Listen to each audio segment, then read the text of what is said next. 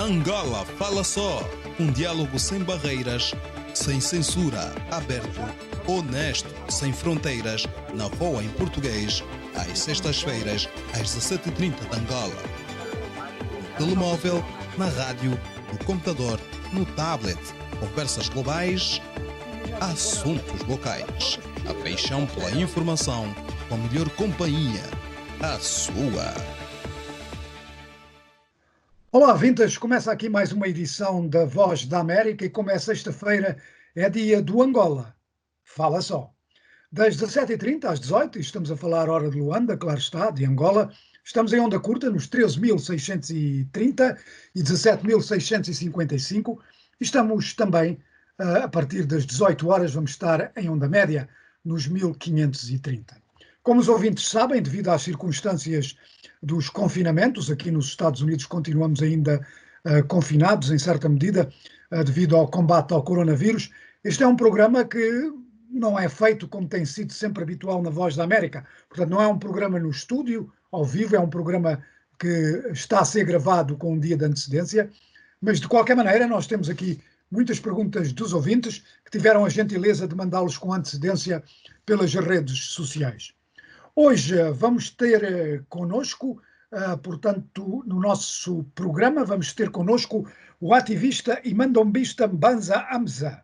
Portanto, isto porquê? Podem perguntar, porque o mês de junho marca o 5º aniversário da detenção dos membros do chamado movimento revolucionário, os Revus. E, portanto, 5 anos depois, nós vamos discutir com Mbanza Amza o significado de todos esses acontecimentos há 5 anos, como está a situação agora, se ele vê alguma diferença e o impacto, portanto, dos Revus na situação política em Angola, se é que teve algum impacto. Mas, Hamza, eu tenho aqui várias perguntas, como eu já disse, mas eu, como sempre, sou eu que vou começar por abrir o programa com uma ou duas perguntas. Esta semana, no nosso programa habitual diário de rádio, já não me lembro quem foi, mas houve alguém que fez referência ao que aconteceu há 5 anos atrás e disse que a prisão e o vosso julgamento há 5 anos atrás tinha sido um marco, porque mudou, a partir daí, todo o modo como as autoridades angolanas fazem face, vá lá, à dissidência, que houve uma mudança devido à vossa prisão e ao sururu que isso causou. O que é que tu achas? Concordas com isso, que foi uma prisão que teve impacto ou não? Teve um grande impacto e acabou por marcar uma derradeira mudança, né? Nós víamos de um percurso político, histórico, de um fechamento extremo. Sim. Né? E as liberdades fundamentais dos cidadãos sempre foram a primeira coisa a atacar, a combater, a impedir, sobre vários pretextos. Primeiro como partido único, depois como governo único e assim por aí fora. O controle da mídia, até ao momento em que nós começamos a protestar. Na verdade, junho de 2015 foi, se podemos assim dizer, só o culminar. As coisas começaram muito antes, né? Sim. Tivemos uma estrada, tivemos altos e baixos, mas nós batemos persistentemente porque nós acreditamos que mudanças só acontecem quando nós nos empenhamos, quando nós lutamos e, por acaso, a nossa luta resultou, né, nesta mudança das coisas, de ali até um pouco por essa parte. Muito bem, olha, então eu vou já passar, eu de certeza que me vão vir à mente mais perguntas, mas eu vou já passar aqui a uma pergunta relacionada com isso. Portanto, este ouvinte, que é o ouvinte Profilho Ateu, ele quer saber qual é a avaliação que fazes do governo passado e sobre a atual situação sobre o ativismo em Angola.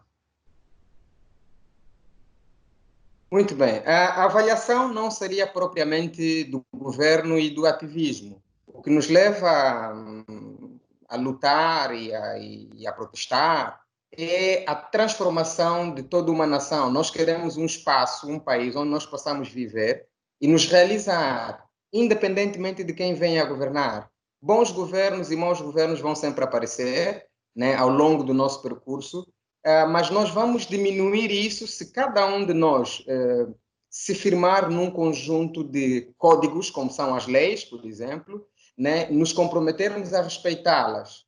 Quando isso acontecer, independentemente de quem esteja a governar, né, os cidadãos não vão sofrer represálias ou não vão ter grandes carências. No fundo, esta é a nossa grande luta. Ainda continua a haver motivos para lutar, ainda continua, e vão continuar a haver enquanto formos homens, enquanto vivemos em sociedade. Sim. Vai sempre faltar uma coisa para fazer, mas vale sempre lutar, porque vamos diminuindo na carga de coisas por fazer. Então, tanto no governo passado, na verdade não é o governo passado, é o MPLA, né? Sim. É o MPLA com uma nova liderança apenas, não é? Sim. Mas pronto, o impacto da nossa luta, o impacto das nossas exigências e termos acreditado de que era possível mudar, continua a fazer o seu trabalho. É um rastilho de pólvora, como o Luati andou a dizer, e esse rastilho continua a fazer o seu estrago no sentido positivo. Só para insistir um pouco, este ouvinte, o Porfílio Ateu, queria que tu fizesses uma avaliação do governo passado, portanto, do governo de Eduardo dos Santos, que durou décadas, não é? Não sei se queres fazer uma avaliação. Que a avaliação é que ele queria. Aquilo foi uma ditadura, como sempre dissemos, né? E não mudou, não muda agora, por isso é que nós lutamos. Foi, na verdade, um governo muito, muito repressivo. Foi um governo que, pronto, se fechou e fez da arte de governar uma arte de autorrealização e da realização dos mais próximos, né? Foi um governo que foi marcado pela produção de endinheirados, que se tivessem alguma disciplina econômica e alguma visão patriótica, talvez não sofrêssemos assim tanto, mas pronto. Não foi uma coisa construída na base do bom senso, na base do encaminhamento dos recursos para onde eles devem ir. Ou seja, era um governando sem grandes planos, sem grandes visões para o futuro. Isso não mudou a 100%, né? Ainda temos muitos problemas por ver, mas uma certeza nós temos, que os 38 anos que Eduardo dos Santos viveu e governou Angola, aquele cenário todo que esteve na base da sua governação não mais se repetirá como, né, nos mesmos moldes, nas mesmas medidas. Olha, e isto leva-me à pergunta seguinte, que é do ouvinte Moraes Marçal. Ele escreve: gostaria de saber o que Banza Mamza acha da governação de João Lourenço e do seu executivo. Bom, é uma governação ainda muito incipiente. Quando o presidente João Lourenço tomou posse, eu ouvi o seu discurso e eu disse na entrevista que para ele começar a realizar um tiro daquilo que disse no discurso de tomada de posse, ele tinha que ocasionar um estrangulamento, né? Tinha que fazer um auto-ataque, era como um grilo comer a própria barriga, porque o presidente João Lourenço é militante desde que tem a idade do MPLA, ele bebeu e vive daquelas ideologias. Então, para tentar mudar, tem que se autodestruir, tem que destruir a máquina. É só desta forma que pode fazer alguma mudança. E isso não é fácil de se fazer. Não é fácil, sendo ele parte disso. Por exemplo, se tomarmos o famigerado combate à corrupção, né, esse combate devia começar com uma autodeclaração de bens adquiridos de forma ilícita da parte do próprio presidente. Ou seja, tem que começar com ele, e é uma coisa muito difícil de fazer, porque politicamente depois não fica bem, etc, etc. Mas é uma boa tentativa. Se ele tiver vontade e estiver decidido a dar tiro contra o próprio pé e a destruir a máquina para reconstruir-se, se pode assim ser possível, pode fazer alguma coisa.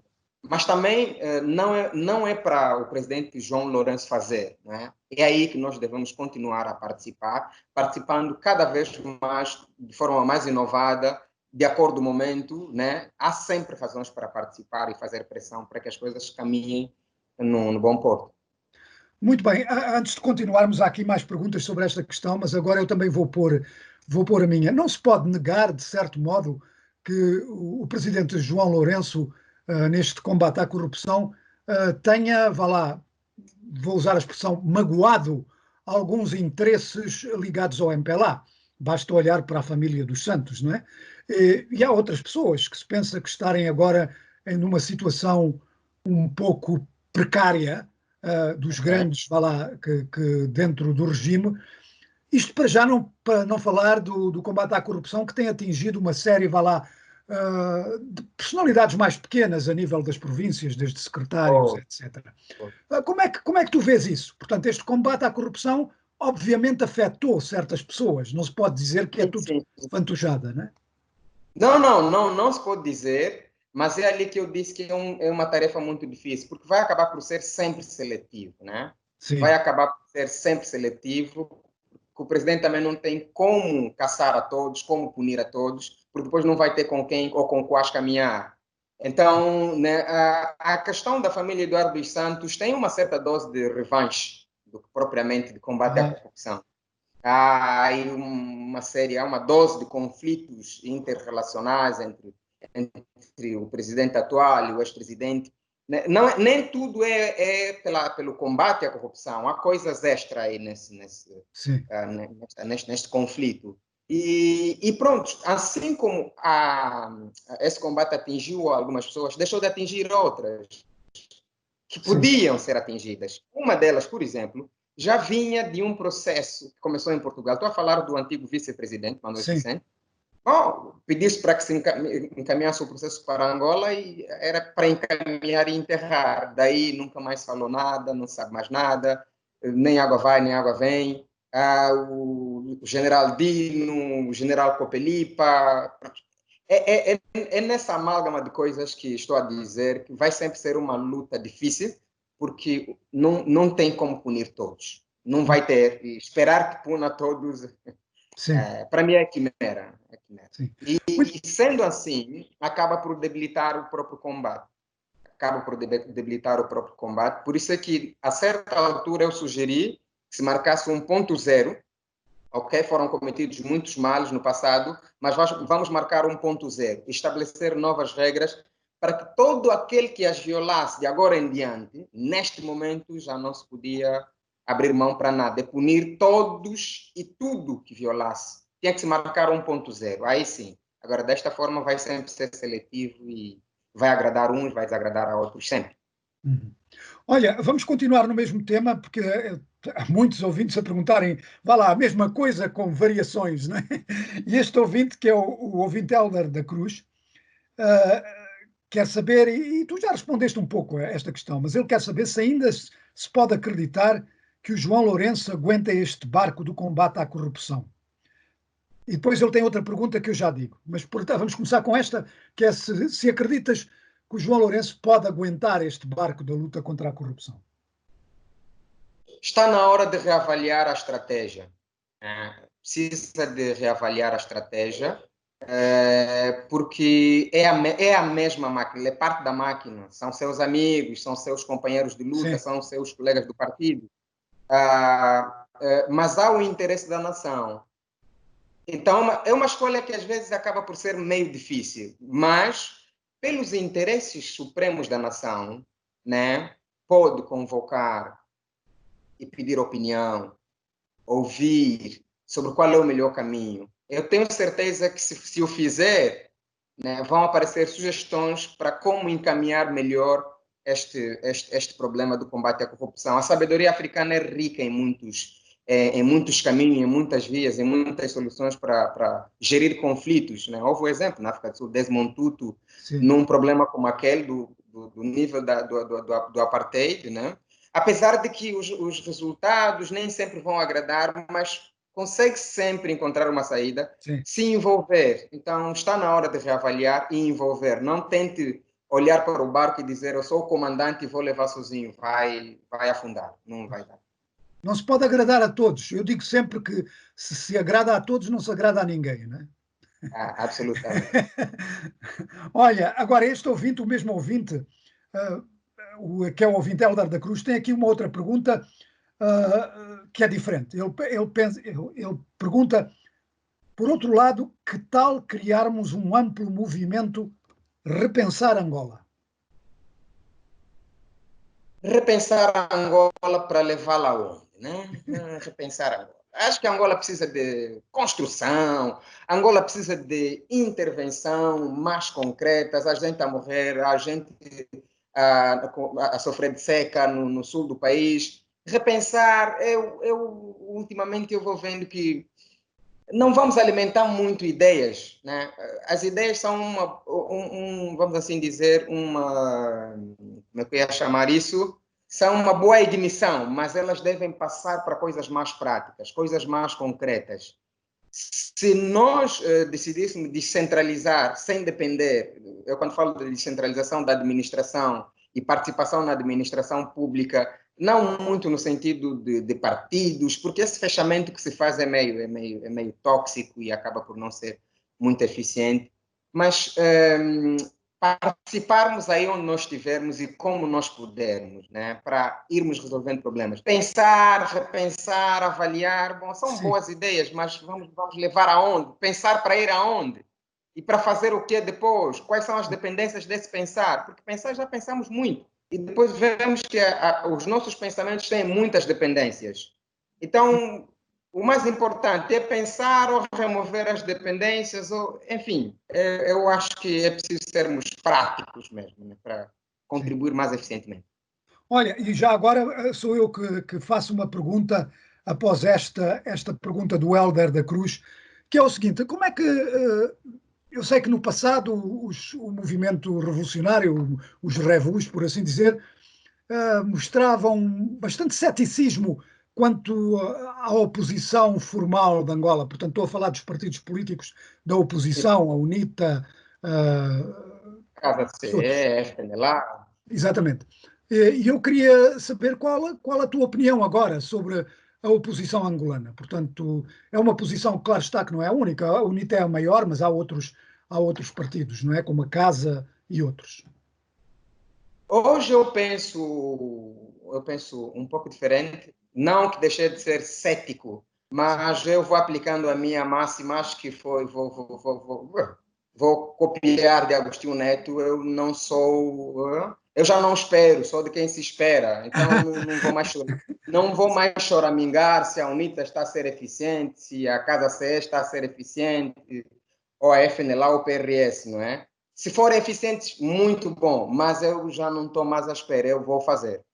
Muito bem. E já agora eu acrescento uma pergunta. Alguma vez esses partidos da oposição indagaram junto de ti ou, para ver se te unias a eles ou não? Aconteceu sempre, porque em política é assim, não é? Nós vemos onde é que a gente ganha e quais são as mais-valias que se entrassem nas nossas fileiras teríamos. Aconteceu várias vezes, especialmente no tempo da luta cívica, e às vezes muitas coisas foram aproveitadas politicamente, não tinha como não ser. É normal, mas eu pessoalmente soube manter a minha posição. O Bloco Democrático ainda em 2012 chegou a pôr-me na sua lista de candidatos a deputados independentes, né? Eu estava em sétimo lugar. Gerou muita confusão dentro do partido. Como é? Não é militante, está logo em sétimo. Mas pronto, teve isso na nossa história durante esse percurso. Não foi mal. Acho que eles pensavam na nossa forma de contribuir. E como o nosso país está fechado politicamente, só se contribui como partido político, então vai sempre haver essas chamadas para engrossar. Mas tu não vês o teu futuro em nenhum partido ou isso é uma hipótese? Eu disse isso o ano passado. Entrar num partido só se eu for o presidente do partido. Tá bem. Ok, muito bem. Olha, agora eu tenho aqui umas perguntas difíceis, que é do ouvinte João Ngulo. Ele está no Luanda. Ele está em Luanda. E eu quero começar por dizer aqui que este ouvinte faz acusações que não sei se são verdade ou não, mas de qualquer maneira são acusações um pouco, vá lá, um pouco fortes e que não têm, pelo menos que eu saiba, não têm base em qualquer fundamento, não é? Mas de qualquer maneira, o ouvinte está aqui a pergunta. Ele pergunta para que é que serve o ufolo se Rafael Marques foi corrompido pelo regime? E aqui é que está esta acusação, que não sei, portanto, que não tem validade, mas. O que é o ufolo? Talvez possas falar sobre isso. Bom, eu sei que é uma organização não governamental criada pelo grande Rafael Marques, mas não tenho mais nenhuma informação. Sim. Não estive nem no ato de lançamento, não conheço os estatutos, estou mesmo Muito, à periferia quanto ao muito bem. fórum. Muito bem. Quanto... Agora, este ouvinte, que é o ouvinte João Angulo, faz outra acusação contra outra pessoa. Ele pergunta: não se ouve mais falar do Luati Beirão? Será que também foi comprado? Ah, não sei se queres responder pelo Luati. Essa eu posso, até meu irmão. Não é que o Rafael não seja, mas eu não posso falar de uma instituição da qual eu não estou Claro, muito por claro. dentro, sobre o risco de cometer erros que Sim, depois podem pesar contra mim. Mas sobre o Luati, tipo, quando as pessoas perguntam, não se ouve mais falar do Luati, não se ouve aonde? Até então também me perguntavam sempre, mas eu nunca mais te ouvi, mas nós para estarmos nos espaços têm que nos convidar. Por exemplo, a Voz da América fez-me o convite e estou aqui e vão poder me ouvir. Sem fazerem um convite, não tem como. Ah, no passado, nós estávamos muito mais ativos porque nós estávamos na luta, tínhamos muitos motivos para lutar e as pessoas também estavam muito mais atentas a ver o que nós vamos fazendo. Hoje nós continuamos a fazer, continuamos a lutar e a produzir coisas. O Luat está engajado num projeto que praticamente cobre o sul da Angola. Ele está a juntar o ativismo e a arte, né? O ativismo, a arte como forma de massificar e ensinar sobre direitos humanos e proteger o patrimônio, por exemplo, jardins comunitários e envolver as comunidades nas questões de reciclagem. Tem estado a trabalhar no Ambo, Huila, Benguela. Então, tipo, o ouvinte quando diz não se ouve mais sobre o Luati, eu pergunto, será que ele está nos espaços do Luati ou... pois, está bem. Para nos corromperem foi durante a luta. Hoje vamos corromper para quê? Não faz sentido nenhum. Pois, Se na está bem. altura estava quente, Está não bem. nos corromperam, tentaram e não deu certo, hoje não vejo quais são os motivos para nos corromper. Angola Fala Só, um diálogo sem barreiras, sem censura, aberto, honesto, sem fronteiras, na VOA em português, às sextas-feiras, às 17h30 de Angola. No telemóvel, na rádio, no computador, no tablet, conversas globais, assuntos locais. A paixão pela informação, com a melhor companhia, a sua.